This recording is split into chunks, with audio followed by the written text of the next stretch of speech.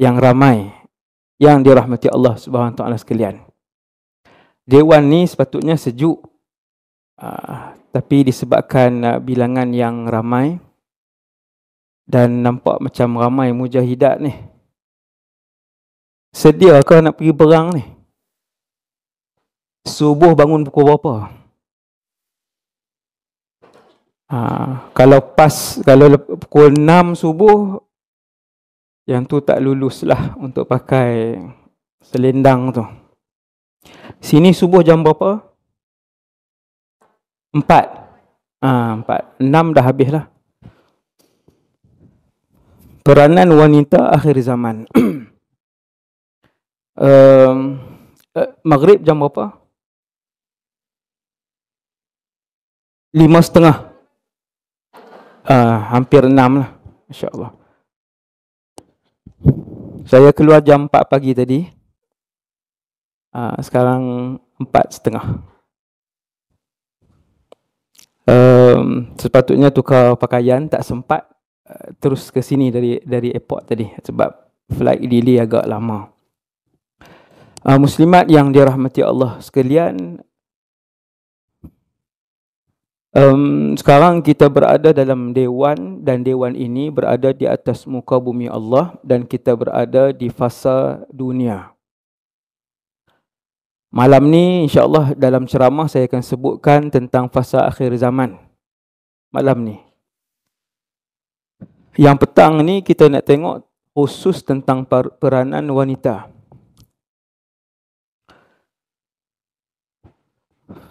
Kita nak tahu peranan wanita untuk yang pertama mendapat redha Allah, itu je.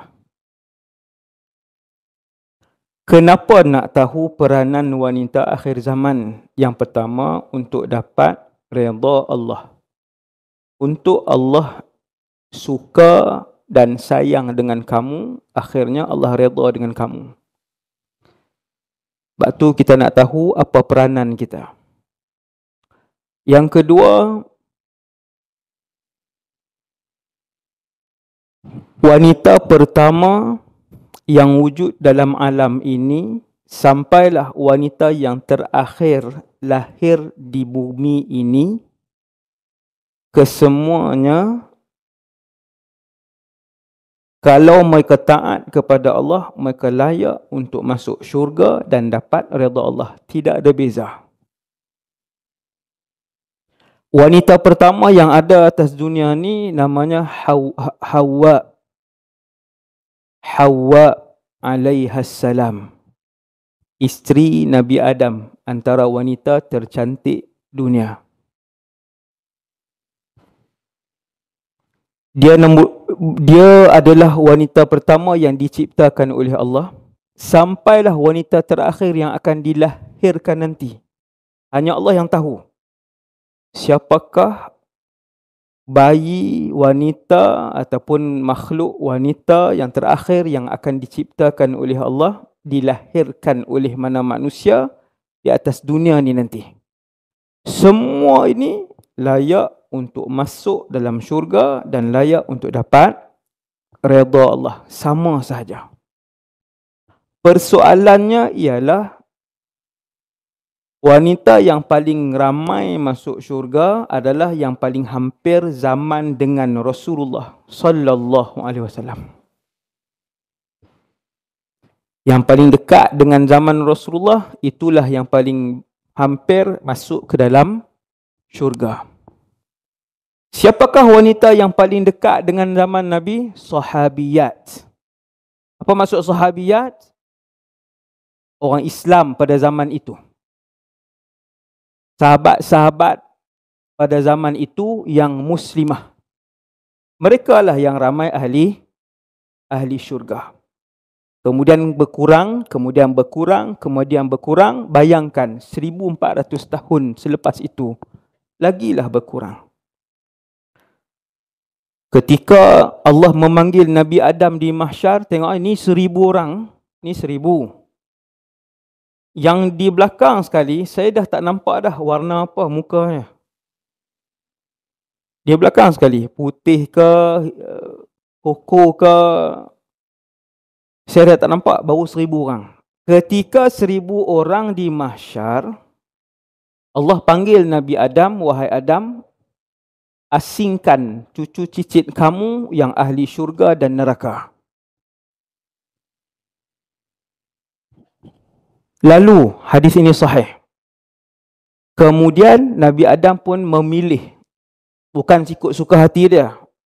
Selepas Allah wahyukan, Nabi Adam pun pilih setiap satu, Nabi Adam keluarkan 999 ahli neraka, satu ahli syurga.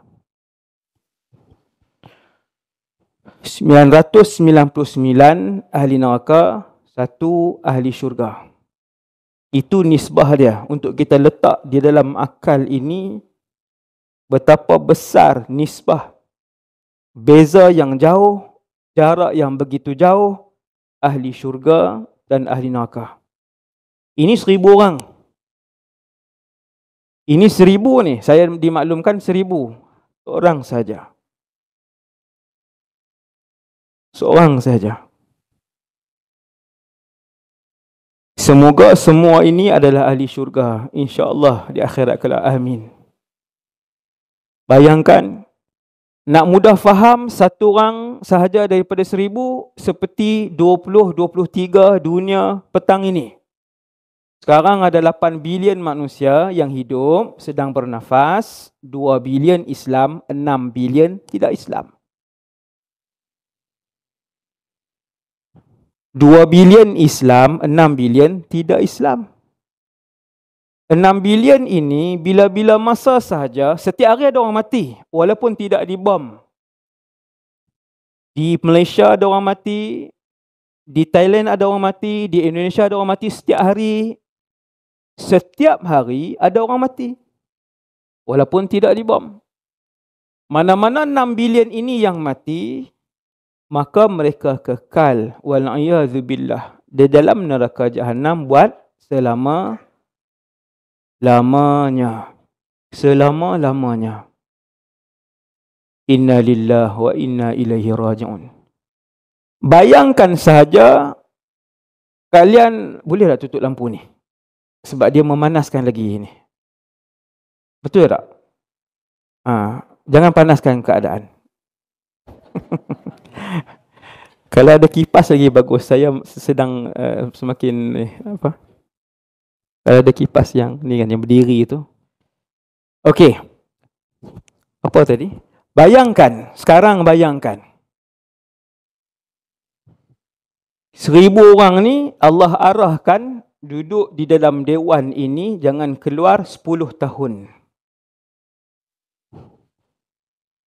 Dalam keadaan yang sempit macam ni, dalam keadaan yang tak ada fasiliti, dalam keadaan, duduk 10 tahun. Kamu boleh makan, kamu boleh minum, boleh masuk tandas, tapi duduk dalam lingkungan dewan ini saja, duduk 10 tahun. Saya yakin 10 tahun duduk dalam dewan ini, dalam keadaan walaupun boleh makan, tapi tak boleh keluar, membuatkan ramai yang akan mengalami tekanan jiwa dan kemudian gila. Belum lagi diseksa. Kenapa kita tak boleh faham 6 bilion umat Rasulullah yang ada di atas dunia hari ini, bila-bila masa saja mereka mati, maka mereka akan masuk ke dalam neraka selama-lamanya. Saya berfikir belasan tahun yang dulu, bila saya dengar hadis ataupun cerita kisah ini, hadis ni, belasan tahun yang dulu saya berfikir seorang diri, saya kata, kalaulah ahli neraka itu di dalam neraka selama-lamanya, duduk di dalam satu tempat yang begitu sempit, kalau tak azab pun, kesemuanya seolah-olah telah pun mati kehidupan mereka. Kalau tak azab, apatah lagi dia azab. Tiba-tiba Nabi panggil sahabat-sahabat sahabiyat, sahabat-sahabat yang wanita ni pada zaman tu Nabi kata ya ma'syaran nisa. Nabi panggil orang perempuan saja. Macam ni majlis tapi taklah seramai ni. Wahai wanita-wanita sekalian, tasaddaqna. Bersedekahlah dengan banyak. Tasaddaqna, bersedekahlah dengan banyak. Fa inni ra'aitukunna aktsara ahli an-nar. Sesungguhnya aku melihat kalian yang paling ramai dalam neraka. Bukan nisbah 9-1, 9 orang lelaki, 1 perempuan, bukan. Perbezaan yang sedikit lah, perbezaan yang sikit kata para ulama. Nisbah antara lelaki dan perempuan tu. Dan ada ulama yang tidak bersetuju, kata mereka tak, sama aja. Zahir hadis ni Nabi panggil sahabiyat, Nabi bagi nasihat khas, Nabi kata tasaddaqnya, banyakkan bersedekah. Lazimi bersedekah. Sesungguhnya aku melihat kalian ramai di dalam neraka. Nabi dah tengok ke syurga dan neraka. Nabi sudah melihat isi syurga, isi neraka. Nabi sudah melihat penduduk syurga dan penduduk neraka. Sallallahu alaihi wasallam. Masya Allah. Yang ini mukjizat Nabi SAW. Sahabat tanya, ya Rasulullah, sebab apa ramai yang masuk neraka di kalangan kami? Nabi sebut 3 sebab dalam hadis-hadis yang berlainan. Yang pertama, kalian banyak menyebut perkataan yang tidak elok. Kalau marah, kalian akan sebut perkataan yang tak elok. Cepat menyebut perkataan yang tak elok. Yang kedua, ini mulut Rasulullah. Maklumat ni kita jaga. Yang kedua, takfurnal ashir. Tidak mentaati suami. Ini yang banyak berlaku di akhir zaman. Dan hadis lain Nabi sebut wa takfurnal ihsan. Apabila seseorang berbuat baik kepada kalian sepanjang hidupnya, kemudian ada satu kesalahan, maka kalian menafikan kebaikan tersebut, kata Rasulullah. Disebabkan satu kesalahan itu, kalian mudah menafikan kebaikan-kebaikan yang dia buat.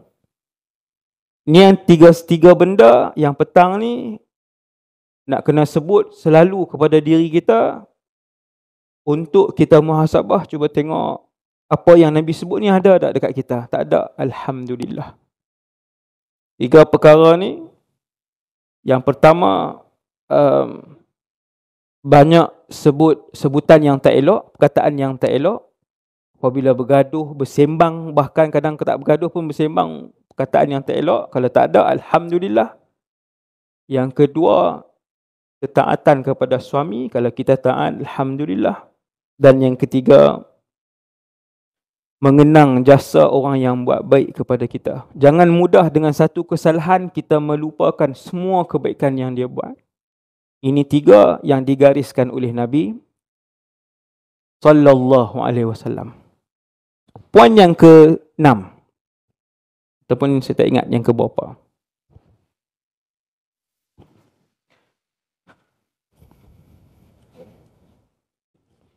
Empat orang yang kita akan jumpa dalam syurga, insya-Allah.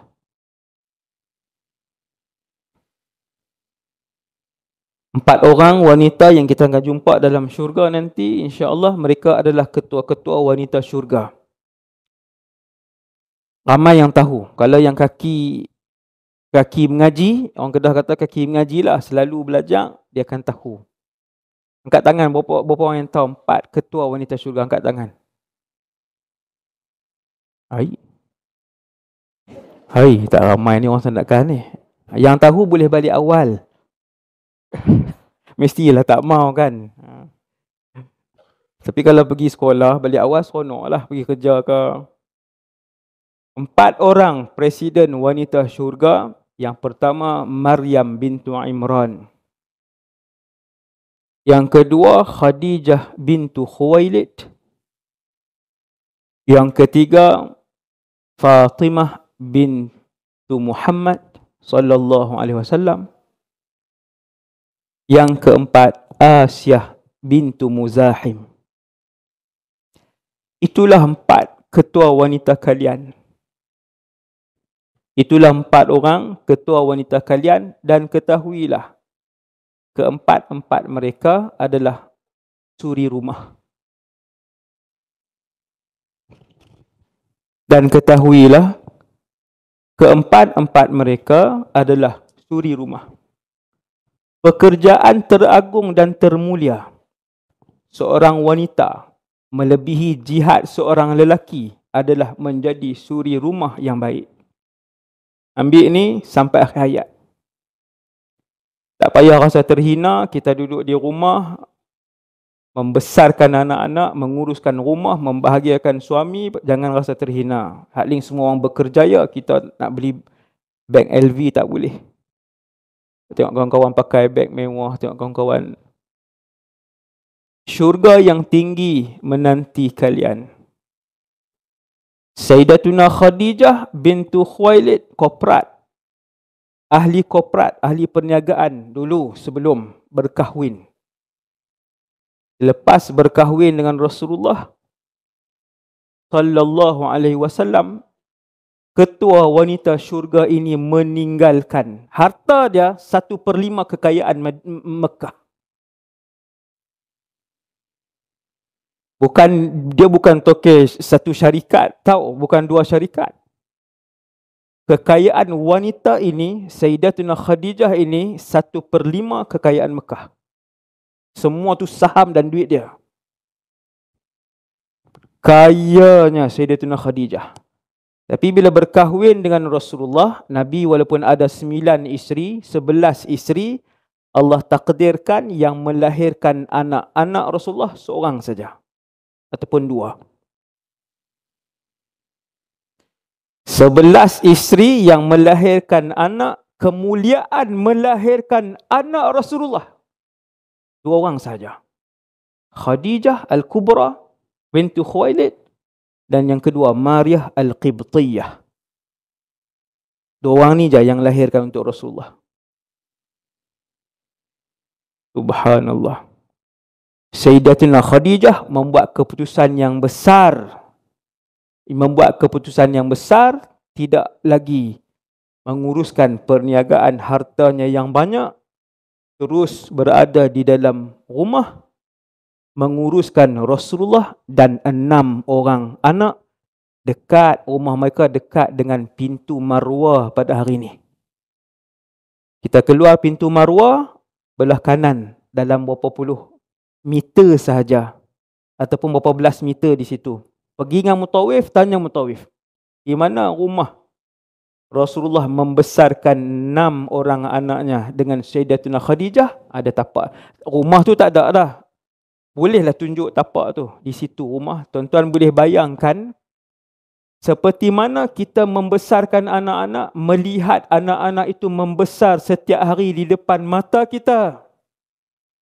Betapa nikmat melihat anak-anak membesar di depan mata kita selepas sebulan, umurnya 3 bulan, 5 bulan, setahun, umurnya 2 tahun, 3 tahun. Nikmat, saya tahu, sangat nikmat. Kita membesarkan anak sambil kita memuji Allah. Terima kasih Allah bagi anak. Kadang letih, kadang menggembirakan. Hilai tawa anak-anak, bunyi tawa dan gelak melawak anak-anak, menghilangkan kepenatan dan lelah kita membesarkan mereka. Kadang dia melawak dengan kita, dia datang cium pipi kita, anak-anak, dia datang peluk kita dari belakang, dia masuk dalam kain kita. Macam-macam lah anak-anak ni, kan? Itu yang menghilangkan orang kata kesibukan dan kelelahan seorang ibu membesarkan anak. Sayyidatuna Khadijah 6 anak. Ramai tak? Bukan 1, 2.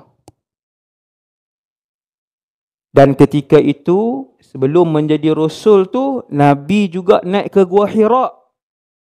Kan tahu kan cerita kan? Nabi naik ke Gua Hira.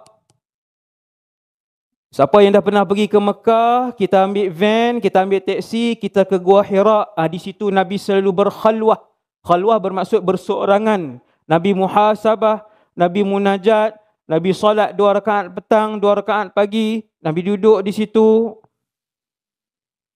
Kadang-kadang Nabi naik ke situ sebulan. Nabi duduk dengan keluarga, Nabi tunai tanggungjawab suami, Nabi tunai tanggungjawab ayah. Sama macam kita. Memandikan anak, main dengan anak, bergurau dengan anak, dukung anak. Ada yang merengek, ada yang ketawa, ada yang jatuh, ada yang luka. Sama. Prosesnya sama. Tetapi 11 ataupun 9 isteri ini tidak pernah menyebut satu aib pun Rasulullah sallallahu alaihi wasallam. Sebab kadang-kala Nabi memegang penyapu, kadang-kala Nabi di dapur, kadang-kala Nabi memegang pakaian. Kadang-kala Nabi mengangkat air daripada telaga yang jauh. Sallallahu alaihi wasallam. 4 orang, presiden wanita syurga, semua suri rumah. Subhanallah. Sayyidatuna Fatimah menampi tepung, menguli tepung, mengisar tepung. Siapa yang pernah jumpa alat kisar yang kena tolak tu? Bukan yang giling tu, yang tolak tu kita tolak, dia panggil raha. Ada tempat tolak, di tengah tu pengisar, letak di situ gandum tu, kemudian kisar sampai dia keluar, dia dah hancur jadi tepung, kena tampi pula. Tampi kan? Ayak ke tampi tu, saya tak tahu lah sini sebut apa. Tampar. Tu dah perbuatan lain lah tu. Kira nak tampar je. Okey. Jadi tampi tu, kemudian Sayyidatuna Fatimah, anak Rasulullah sallallahu alaihi wasallam, anak presiden Madinah, anak ketua Rasul, anak ketua makhluk. Dia juga mengangkut air, dia juga mengisar tepung sehingga berbekas tangannya. Kita buat kerja panas sikit dah mengeluh. Kita buat kerja ada bekas sikit sudah mengeluh. Sebab tu kena tengok sejarah mereka ni. Kena tengok, kena baca. Beli buku khas tentang Sayyidatuna Fatimah, beli buku khas tentang Sayyidatuna Maryam, beli buku khas tentang Sayyidatuna Khadijah. Semua kisah mereka ini ada dalam kitab sirah. Hari ini banyak kitab-kitab sirah bahasa Malaysia, banyak di pasaran. Saya rasa ada kitab-kitab khas tentang ketua-ketua wanita syurga ni. Ada.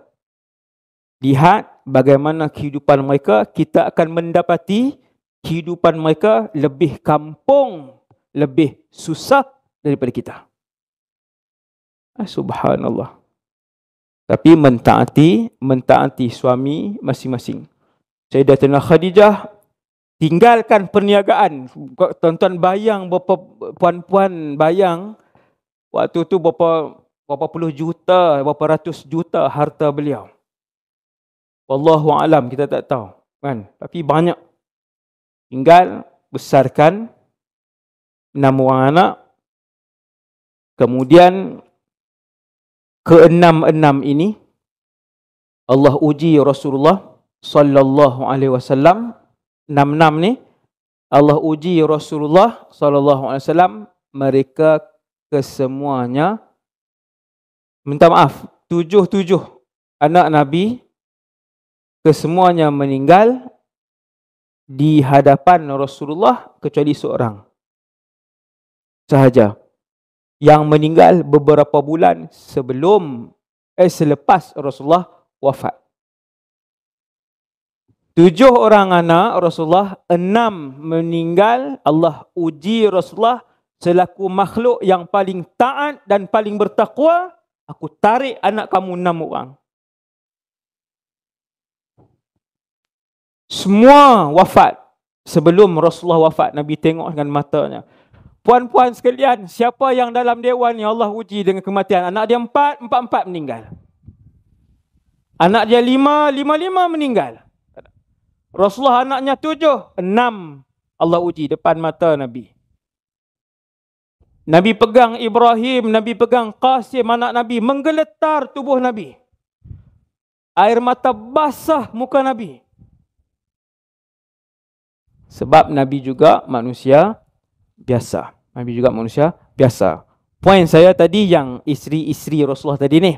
Nah, ketua-ketua wanita syurga, yang pertama Sayyidatina Khadijah, duduk dalam rumah membesarkan anak-anak, tetapi semua jadi anak-anak yang hebat. Anak-anak yang hebat. Kemudian Sayyidatuna Fatimah begitu juga membesarkan anak-anak Hasan dan Husain, isteri Sayyidina Ali radhiyallahu anhu alaihi salam, duduk di rumah juga. Dan yang ketiga Maryam bintu Imran, bonda Sayyidina Isa. Masya Allah, hebat. Sayyidatuna Maryam kalau ke Palestin, ke Masjidil Aqsa, tingkat bawah Masjidil Aqsa ada bilik ibadat Sayyidatuna Maryam. Angkat tangan berapa orang yang pernah ke Masjidil Aqsa? Masya Allah, berapa? Satu. Masya Allah. Satu dari 1000. Tingkat bawah tapi tak dibenarkan. Selalunya masuk tak masuk kan? Tidak dibenarkan. Di bawah itulah Sayyidatuna Maryam ketika remajanya. Remaja bukan umur 50. Bukan umur 40, bukan umur 30. Ketika remajanya beribadah kepada Allah. Salat, zikir. Itu. Sehingga yang menghantar makanan setiap hari itu adalah malaikat. Ibadah. Dia tak keluar, dia tak ke sana sini. Nah, tetapi jangan faham bahawa bekerjaya itu haram. Tidak. Bekerjaya itu harus, kadangkala ia sunat, kadangkala ia wajib. Ketika mana wanita itu kematian suami, tidak ada ayah, abang yang menanggung, bapa saudara yang menanggung, dia ada anak 2-3 orang untuk ditanggung, maka ketika itu dia wajib bekerja. Jangan faham, oh maksudnya haram bekerja. Esok semua resign. Lepas tu kita buat apa Ustaz? Semua jadi Sayyidatina Maryam cari bilik. Bukan, itu kefahaman yang salah. Bukan saya nak beritahu yang tu. Saya nak beritahu mereka-mereka yang tidak bekerja, jangan rasa rendah diri. Membesarkan anak-anak itu satu pekerjaan yang sangat mulia, sangat besar peluang, sangat besar peluang. Adapun yang keluar bekerja, niat yang pertama untuk dapat redha Allah, niat yang kedua nak bantu suami, yang mana kunci syurga di tangannya. Allah uji puan-puan sekalian, kunci syurga di tangan suami. Allah uji orang lelaki-lelaki, kunci syurga di tangan ibu. Allah uji orang lelaki-lelaki, kunci syurga di tangan ibu, seorang wanita. Orang perempuan, kunci syurga di tangan suami. Sama. Maka untuk yang ketujuhnya ialah kita memahami bahawa mereka-mereka yang telah pun diberitahu oleh Rasulullah sebagai wanita-wanita terbaik. Kemudian, poin yang seterusnya. Apa beza peranan wanita akhir zaman dengan peranan wanita dulu? Wanita dulu ada ahli syurga, wanita akhir zaman ada ahli syurga. Perbezaan nombor satu, yang dekat dengan zaman Rasulullah itu ramai ahli syurga, lagi jauh daripada zaman Rasulullah itu semakin kurang bilangan ahli syurga. Laki-laki dan wanita sama. Maka apa peranan kita di akhir zaman ini? adakah berubah? Maka peranan wanita di akhir zaman kita kena tengok apa yang Nabi pesan tentang keadaan akhir zaman. Nabi pesan tentang keadaan di akhir zaman tentang beberapa perkara.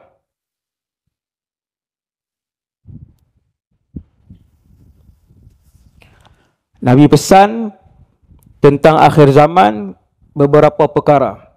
Saya sebut terus 3 perkara ni. Yang pertama aurat, yang kedua solat, yang ketiga ketaatan suami. Ketaatan kepada suami. 3 perkara ni. 3 ni disebut oleh Nabi SAW. Dalam satu hadis Nabi sebut, kata Rasulullah, aku melihat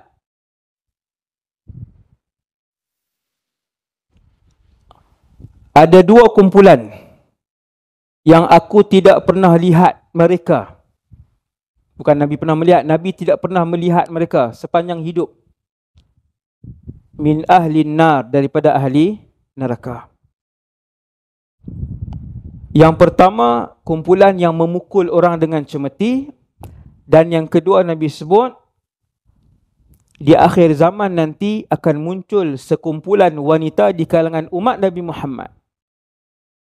Ini yang kita nak kena jaga. Peranan wanita di akhir zaman, kena lihat apa yang Nabi bagi amaran. Nabi kata kumpulan wanita di akhir zaman ini nisaun kasiyatun ariyatun ma'ilatun mumilat.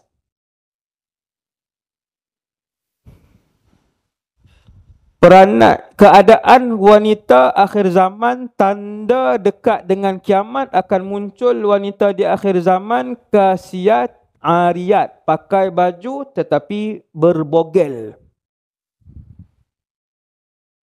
Wanita yang sama kah? Ya, wanita yang sama. Nabi sebut kumpulan wanita yang sama. Mereka pakai baju, mereka. Nabi kata aku tidak pernah melihat mereka ini, tetapi akan wujud kumpulan ini. Kata para ulama yang mentafsirkan hadis ini, mereka adalah wanita-wanita yang berbaju tetapi bajunya sangat ketat sehingga menampakkan keseluruhan bentuk badannya. Daripada atas sampai ke bawah, apa sahaja yang ada kelihatan. Kan ada yang kain nipis tu. Yang kain nipis yang alhamdulillah muslimat yang ada dalam dewan ni semua menutup aurat dengan sempurna, alhamdulillah. Maka Nabi bagi peringatan, Nabi kata kumpulan ini akan muncul. Tudung pakai daripada sini semua ketat. Nampak keseluruhan aurat. Bawah sampai ke bawah nampak keseluruhan aurat, walaupun dilitupi kain sampai ke bawah. Sebab kain itu melekat dengan kulit, melekat rapat dengan anggota badannya. Inilah yang antara yang dimaksudkan oleh Rasulullah dalam hadis ini. Mereka berpakaian dan telanjang. La yadkhulnal jannah, tak masuk syurga kumpulan wanita ini. La yajidna rihaha, bahkan wangian syurga pun tidak mereka cium ia. Sedangkan kata Rasulullah, wangian syurga itu dapat dicium semerbak harumnya sekian tahun perjalanan. Sekian tahun perjalanan sebelum sampai di depan pintu syurga. Syurga itu wangi, kata Rasulullah. Tanahnya wangi. Kita bilik kita kena pasang tu. Apa? Perfume tu yang alat tu lah. Tiap berapa puluh saat tu, berapa minit tu dia picit tu. Habis dia punya sabun pula tu. Habis dia punya pewangi tu, tak wangilah bilik tu. Masuk suami kentut pula. Syurga itu wangi. Dan syurga itu terkunci. Sekarang ni, petang ni, syurga dalam keadaan terkunci. Ketika Nabi sampai di depan pintu syurga sebagai makhluk pertama, niat dalam hati nak jadi kumpulan yang bersama dengan Rasulullah SAW masuk ke dalam syurga. Niat begitu. Minta dengan Allah. Minta dengan Allah.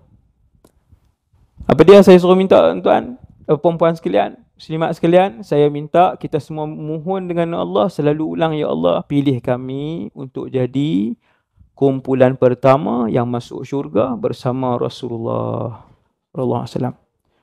Saya beritahu kaedah, sesiapa yang bermula daripada sekarang, dia berdoa, tiap-tiap hari dia berdoa, bahkan tiap-tiap solat dia berdoa dengan doa itu, dia ingat untuk berdoa, ketahuilah Allah ingin memakbulkan permintaannya itu.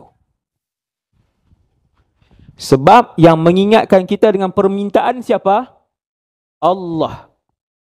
Ketika hati kita berdoa, mulut kita berdoa, lidah kita berdoa, akal kita terlintas, siapa yang mengingatkan? Allah. Kata para ulama, antara tanda Allah nak makbulkan, Allah banyak mengingatkan kamu untuk berdoa dengan doa itu. Bertenanglah, Allah akan memakbulkan insya-Allah. Jadi ulang doa tu. Doa tu mahal, tuan-tuan. Boleh masuk syurga satu grup dengan Rasulullah itu yang paling mulia sekali di atas muka bumi ni. Nama mereka grup VIP, umat Nabi Muhammad. Nabi duduk di depan pintu syurga tutup. Kemudian malaikat membuka pintu syurga. Wangi-wangian syurga itu keluar sehingga bertahun perjalanan sebelum sampai sudah keciuman. Dah bau. Bertahun. Ada yang sebut berapa tahun, ada yang sebut 40 tahun, ada yang sebut... Kalau saya sebut setahun pun, tuan-tuan, dah tak ada di atas dunia ni aroma wangi yang setahun dapat dihidu. Sebelum sampai tak ada. Tak pernah lagi orang naik flight 10 km sebelum sampai Sandakan, wanginya Sandakan. Bau ikan adalah tadi kalau di Meniaga tadi lah, kan ada kedai gerai ikan tu, ikan kering apa semua tu. Bau ikan. Kalau setahun pun bau wangian itu dah sudah, apatah lagi bila Nabi sebut puluhan tahun. Wanita yang pertama adalah aurat. Betapa ramai hari ini umat Islam yang mula mendedahkan aurat. Ada satu kumpulan mula menutup aurat dengan baik. Alhamdulillah. Ada satu kumpulan mendedahkan aurat. Saya tengok satu keluarga aktif dalam media sosial, keluarga besar mereka. Inna lillahi wa inna ilaihi raji'un. Dia, anak-anaknya, kakak dengan anak-anaknya, si adik dengan anak-anaknya, semua seolah-olah berlumba-lumba mendedahkan aurat. Ada. Setiap minggu keluar media sosial. Bukanlah saya ikut kumpulan tu. Saya tak ikut dia. Saya tak tengok pun dia punya ni. Saya dalam ni tak ada. Saya tak ada IG. Saya tak ada. IG saya, account ada, tapi semua diuruskan oleh media. Dalam ni saya tak ada. Mereka yang buka account tu dan ada dengan mereka. Account TikTok, akaun Insta, Ustaz Wadi Anwar tu semua ada dengan mereka. Dalam ni tak ada. Saya ada WhatsApp sahaja. Facebook Ustaz Wadi Anwar tu pun diuruskan oleh mereka. Kadang bila keluar, saya tak tahu lah nama apa keluar tu dekat Facebook kan. Kadang keluar apa saya tak tahu. Dia dengan anak-anaknya, kakak dengan anak-anaknya, si adik pun dengan anak-anaknya, seolah-olah berlumba-lumba untuk menunjukkan aurat. Anak perempuan yang baru berumur 10-9 tahun sudah diajar untuk pakai pakaian tak habis pula. Pakaian adik-adik pula. Yang kakak tu umur 9 pakai pakaian adik yang umur 6. Jadi singkat lah kat ni. Nampak ni bawah.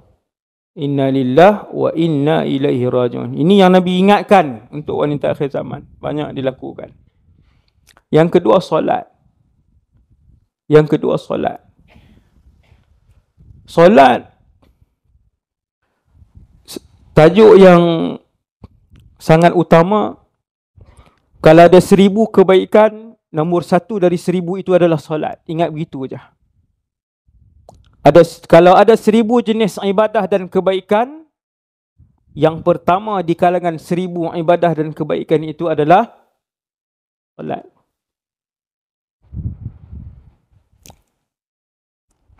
Punca utama untuk Allah limpahkan keberkatan dan ketenangan, kebahagiaan dalam rumah tangga sesebuah keluarga adalah kesemua mereka melakukan solat. Yang ni rahsia besar. Sejahat apapun ahli keluarga itu, sesusah apapun ahli keluarga itu, kalau mereka menitik beratkan solat, Nabi jamin untuk Allah hantar ketenangan dan kebahagiaan dalam rumah keluarga itu, insya-Allah. Ada banyak jaminan hadis-hadis Nabi sallallahu alaihi wasallam. Solat. Kalau suami kita, suami perempuan lah, suami saya pula. Kalau suami kita tak peduli solat anak-anak, kita peduli. Biarkan, walaupun kalau dia kurang ambil peduli, kita ambil peduli. Tegur anak-anak.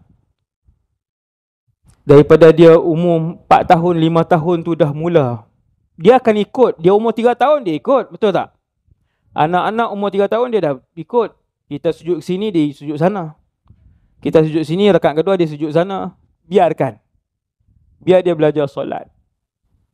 Anak-anak yang dididik awal untuk solat daripada umur 7 sudah disuruh setiap waktu. Daripada umur 7 sudah disuruh setiap waktu ikut kaedah Nabi. Umur 10 dia takkan tinggal. Dia akan buat sendiri. Anak-anak daripada umur 7 telah disuruh untuk tutup aurat setiap kali keluar.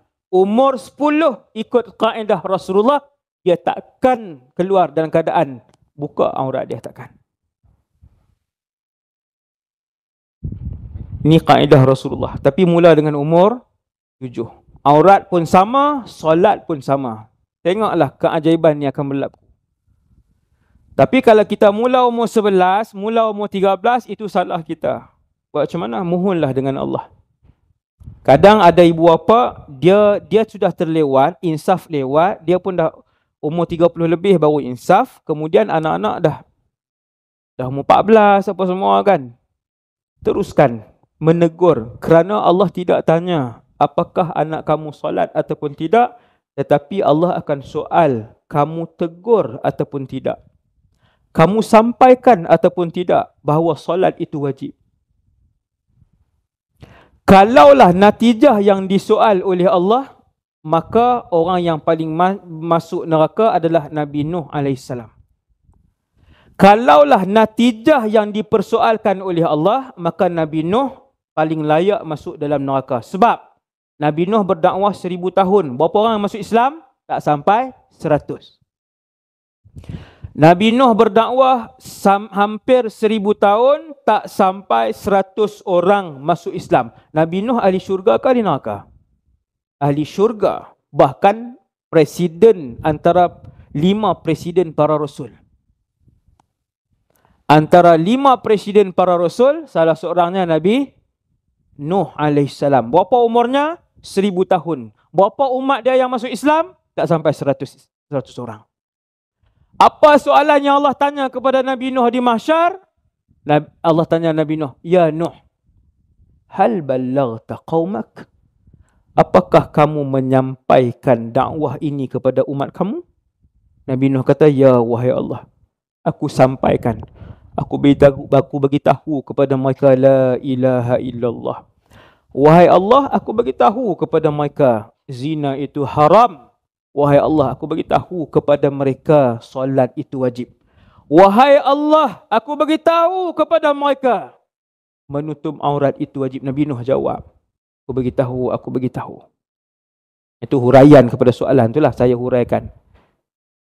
Maksudnya Allah akan tanya apa? Allah akan tanya kita selaku ibu, Allah akan tanya kita, bagi tahu tak dengan anak kamu? Tegur tak dia setiap kali sampai waktu solat? Tegur, selesai. Kamu bagi tahu tak setiap kali dia nak keluar untuk dia menutup aurat? pakai pakaian yang elok, tutup kepalanya dengan baik, bagi tahu ya Allah. Tapi dia tak mau dengar. Ya, selesai tanggungjawab kamu, Allah tidak menyalahkan kamu. Ingat perempuan, Allah tidak menyalahkan kamu, tapi kena sampaikan. Dia nak tarik muka, dia nak bermusuh dengan kita, dia nak kecil hati dengan kita, itu urusan dia. Tetapi yang diajar oleh Rasulullah, waktu kita nak tegur anak-anak kita ataupun nak tegur suami kita kalau perlu, jangan jatuhkan maruah mereka, jangan gunakan perkataan yang kesat, jangan mengangkat tangan, jangan tegur di hadapan, jangan mengangkat suara, jangan tegur di hadapan orang ramai. Jaga hak itu, jaga hak seorang yang menasihati. Jaga hak. Kita tegur anak kita, jangan kita sebut depan kawan-kawan dia 7-8 orang. Kita sebut tengking dia, tak kerti-kerti lagi. Dah tegur lama dah. Tutup. Cari tudung. Perempuan yang dirahmati Allah sekalian, yang pertama aurat, yang kedua solat, yang ketiga taati suami. Yang ni yang paling susah sekali. Yang ni tajuk khas tahun depan pula ni. Yang ni semua kena bawa suami masing-masing. Kan senang saya nak pergi bergaduh terus tu. Nak tengok siapa yang bergaduh kan. Bawa mai. Tu berhenti ke?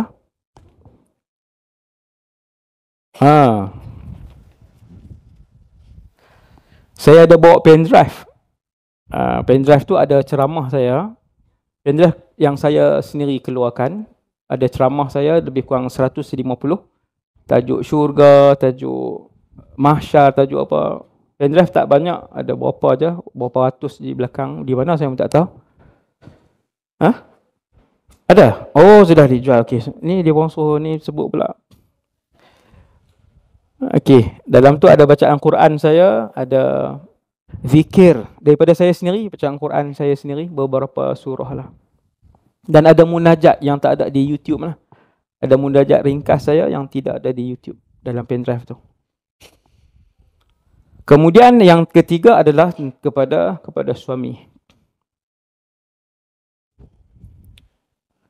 Saya nak tutup ceramah pada hari ini.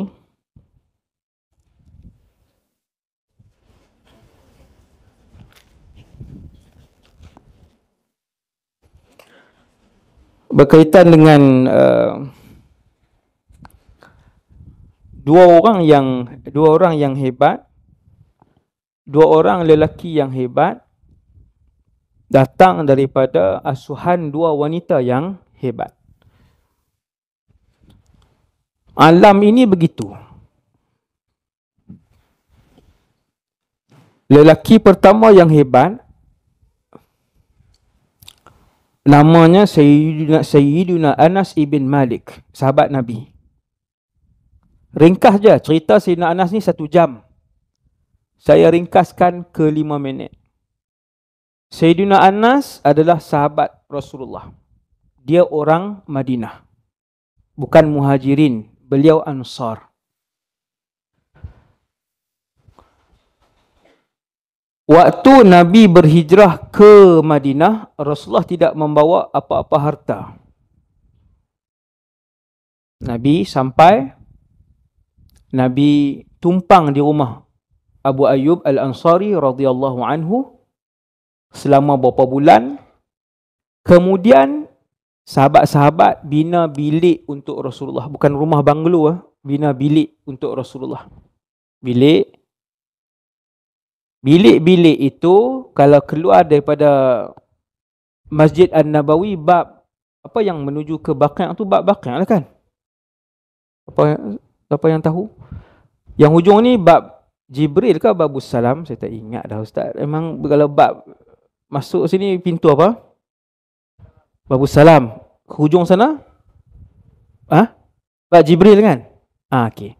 Keluar bab Jibril tu, di sekitar itu adalah rumah-rumah isteri Rasulullah sallallahu alaihi wasallam, di sebelah kiri dan di sebelah kanan sedikit. Di Madinah dibina rumah-rumah isteri Rasulullah.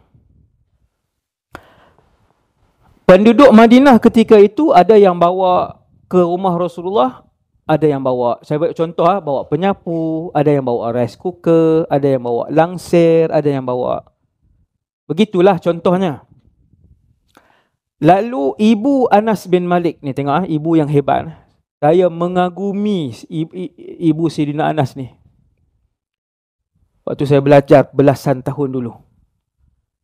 Ibu Sayyidina Anas ini nama Rumaysah bintu Milhan radhiyallahu anha. Sahabat Nabi, dia beriman dengan Rasulullah. Dia pulang ke rumahnya, dia tengok tidak ada peralatan yang lebih untuk diberikan kepada Rasulullah sallallahu alaihi wasallam. Kemudian dia melihat anaknya yang waktu tu yang darjah 3 tu. Sayyidina Anas darjah 3. Dia tengok anak lelaki dia, nama Anas. Sayyidina Anas ada lagi saudara lelaki yang lain nama Bara', Al-Bara' ibn Malik pun hebat. Kisah Bara' bin Malik pun hebat. Itu abang Sayyidina Anas. Si ibu tadi bila tengok dalam rumah tak ada barang apa-apa untuk dihadiahkan kepada Rasulullah. Tengok minda ahli syurga dulu. Bila tengok tak ada apa dalam rumah, tak ada apa. Kita periuk ni sampai kena bagi kat orang lebih. Pinggan sampai ambil 5-6 biji kena bagi kat orang. Lebih sangat ni pinggan ni, sampai 3-40. Bila dah ibu Sayyidina Anas, Sayyidatuna Rumaysah balik, tengok tak ada barang yang boleh dihadiahkan kepada Rasulullah, dia tengok anak dia, Sayyidina Anas.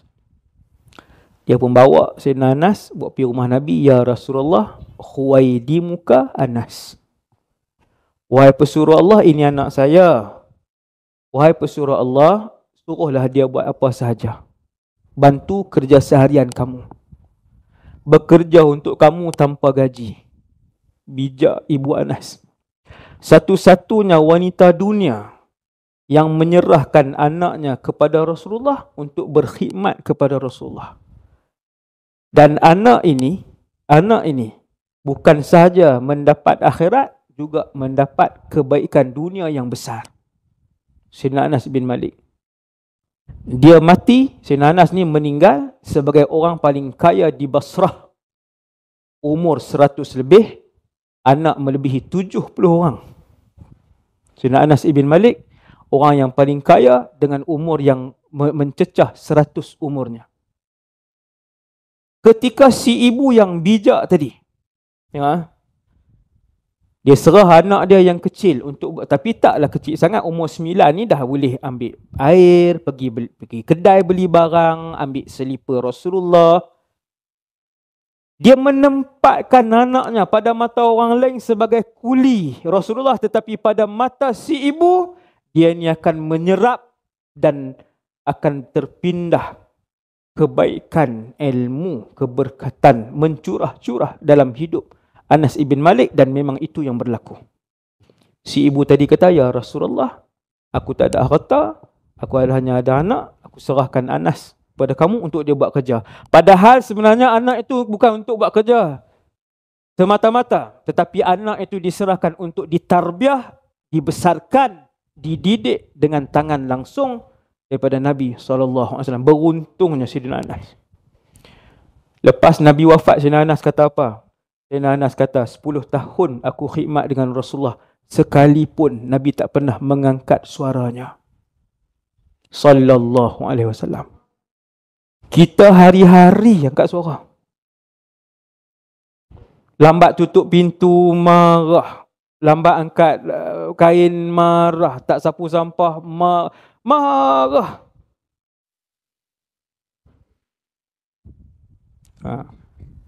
Kata Sayyidina Anas dalam hadis yang sahih, 10 tahun aku bersama dengan Rasulullah, berkhidmat dengan Rasulullah, tidak sekali Nabi mengangkat suaranya. Sallallahu alaihi wasallam. Untung Sayyidina Anas. Lebih daripada tu, menjadi orang yang paling kaya di Basrah pada hari kematian, berumur mencecah 100 tahun, mempunyai anak yang lebih 50-60 orang. Sayyidina Anas juga adalah sahabat Nabi top 5 yang paling banyak meriwayatkan hadis Nabi sallallahu alaihi wasallam. Alim juga, la ilaha illallah. Alim pun dia. Ketika mana selepas kewafatan Rasulullah, seorang pemerintah zalim memanggil Sayyidina Anas untuk dibunuh. Dia dah bunuh ramai para sahabat, dia bunuh ramai para ulama, pemerintah zalim waktu itu, Hajjaj Ibn Yusuf Al-Thaqafi. Dia panggil Sayyidina Anas, seorang sahabat Nabi yang hebat. Bila dia panggil, dia tengok, dia cemas, dia suruh Sayyidina Anas balik. Orang tanya dia kenapa? Dia kata dia nampak sesuatu yang menggerunkan di belakang Anas ibn Malik. Kan biasa-biasa. Kealiman pun dapat. Semua. Dunia akhirat dibolot semuanya oleh Sayyidina Anas. Sebab apa? Sebab bijak si ibu tadi. Masya Allah. Hebatlah di Madinah waktu itu saya fikir balik kan. Saya kata Masya Allah ibu dia. Hebat. Untung Sayyidina Anas ibn Malik. Yang kedua, yang terakhir untuk petang ni adalah ibu Al-Imam Syafi'i. Imam Syafi'i ni kalau 1400 tahun, saya tidak keterlaluan kalau saya sebut Al-Imam Syafi'i mempunyai ketajaman akal dan ketinggian ilmu antara yang paling tinggi lah di kalangan 1400 tahun ni, Al-Imam Syafi'i. Nabi ada sebut satu hadis, alimu Quraisy yamla'u tibaqal ardi ilma. Seorang tokoh Quraisy, Nabi sebut satu hadis, ilmunya memenuhi segenap pelusuk dunia, pelusuk muka bumi Allah. Seorang alim daripada Quraisy, Quraisy ni sama dengan kabilah Rasulullah, yang ilmunya memenuhi segenap pelusuk muka bumi, Al-Imam Syafi'i. Ramai ulama sebut ilmu itu adalah ilmu Imam Syafi'i. 1400 tahun ada ramai tak ulama? Ramai. Tapi Imam Syafi'i mendapat hak pujian Rasulullah tadi. Hebat, subhanallah, keilmuan Al-Imam Syafi'i. Okey. Siapa Imam Syafi'i? Lahir di Gaza, Palestin. Ayah dia meninggal, anak yatim. Beliau anak yatim, meninggal ayahnya umur 2 tahun. Siapa yang membesarkan dia sebagai imam yang hebat tadi? Ibu dia. Masya Allah. Ranking ulama, tuan-tuan, ranking ulama 1400 tahun. Antara yang paling tinggi, Imam Syafi'i. Siapa yang membesarkan dia? Ibu dia. Hebatlah. Ibu kalau hebat, dia akan melahirkan satu generasi yang tiada tandingan. Sebab tu ibu mesti ada ilmu, ibu mesti ada iman. Dia akan melahirkan generasi yang hebat. Seperti Khalid Al-Walid, Salahuddin Al-Ayyubi, Sultan Muhammad Fatih. Ini semua ibu-ibu yang hebat. Itu kita tak cerita lagi ibu-ibu yang lain. Imam Syafi'i bila dah 2 tahun ayah meninggal, si ibu bawa Al-Imam Syafi'i, Muhammad ibn Idris nama, bawa daripada Palestin ke kota Mekah. Sampai di kota Mekah, bila Imam Syafi'i dah boleh mula bercakap, dah berjalan apa semua, umur 5 tahun, 6 tahun, dihantar ke pusat-pusat pengajian, halaqah-halaqah pengajian di Masjidil Haram, Mekah. Tetapi disebabkan ibu tadi miskin, tidak punya duit untuk membayar yuran. Ada yuran ketika itu. Ibunya hanya ada wang mencari duit untuk makan saja, untuk bayar yuran dah tak ada duit. Tetapi disebabkan Imam Syafi'i ini seorang yang bijak, cerdik, pintar, maka dihapuskan yuran kepada Imam Syafi'i. Yang susun pengajian Imam Syafi'i daripada awal ni, daripada kecil dulu ni adalah ibu beliau.